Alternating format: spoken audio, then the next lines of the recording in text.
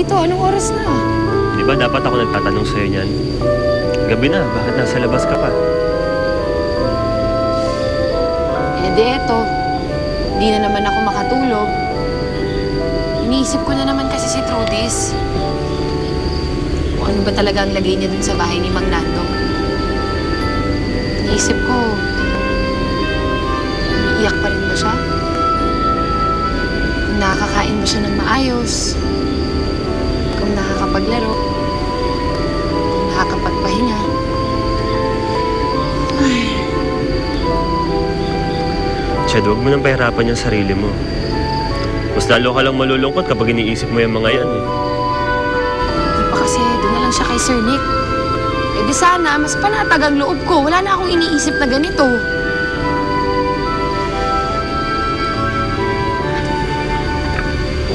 Ganyan talaga ang buhay, Chad. Minsan may mga tanong na walang sagot. Alam mo minsan, iniisip ko, sana anak ko na rin si Trudis.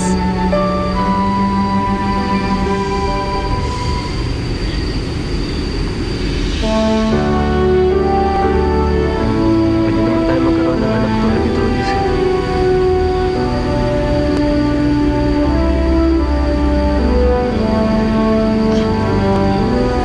Ano? Ano nga ulit yung sinabi mo? Ang ibig kong sabihin, balang araw magkakaroon ka rin ng anak na maganda at kasing bait ni Trudis. Dahil mana siya sa'yo.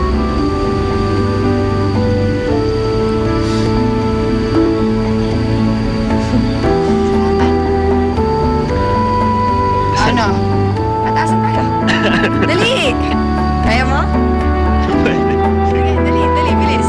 1, 2...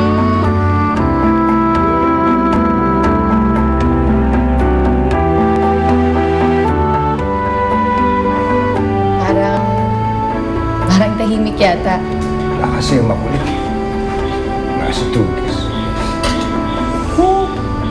Ang sabihin mo, namimiss mo lang siya. Namimiss? Hindi ah. Mo mamimiss yung takaw-takaw. Daldal, kulit. Pag nagluto mas masarap pa sa luto mo. Yung hindi nagagalaw yung pagkain. Tuyo, gusto mo?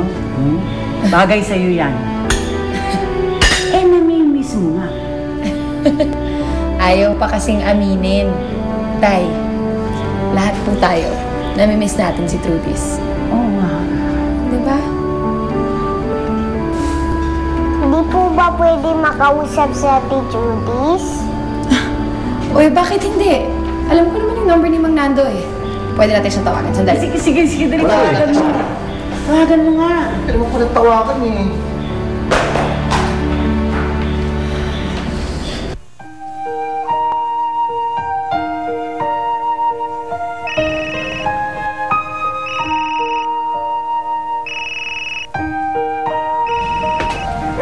Tatay, may tumatawag po sa inyo. Ha?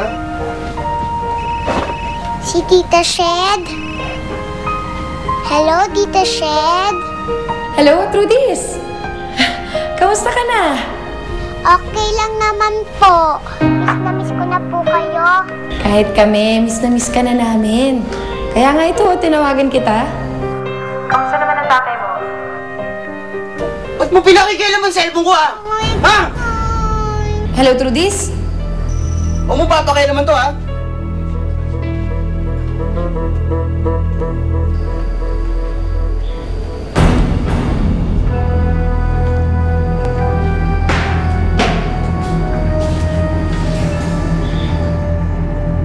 Putol ho. Pero, nakausap mo siya, di ba? Opo. Pero, Pero ano? narinig ko yung boses ni Mang Nando, parang nagalit eh. Paano galit?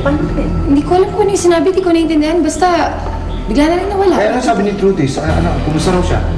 Okay naman daw siya.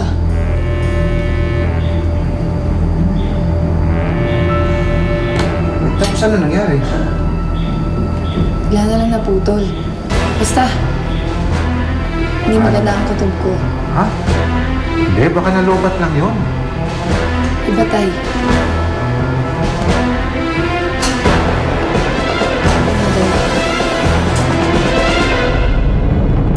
Uncle, ipapa-follow up ko lang po sana yung pinapa-background check ko. Si Nando Malugay ho. Walang pangalan na nakalistahan sa record ng bilibid na ganyan. Delikato po talaga ang lagay ni Trudis ngayon sa bahay ng tatay niya. Sinasabi ko na nga ba eh. Gusto ko silang puntahan. Tirahin ko na ngayon eh. Usapan natin, di ba labas ako niya? Kung bahala.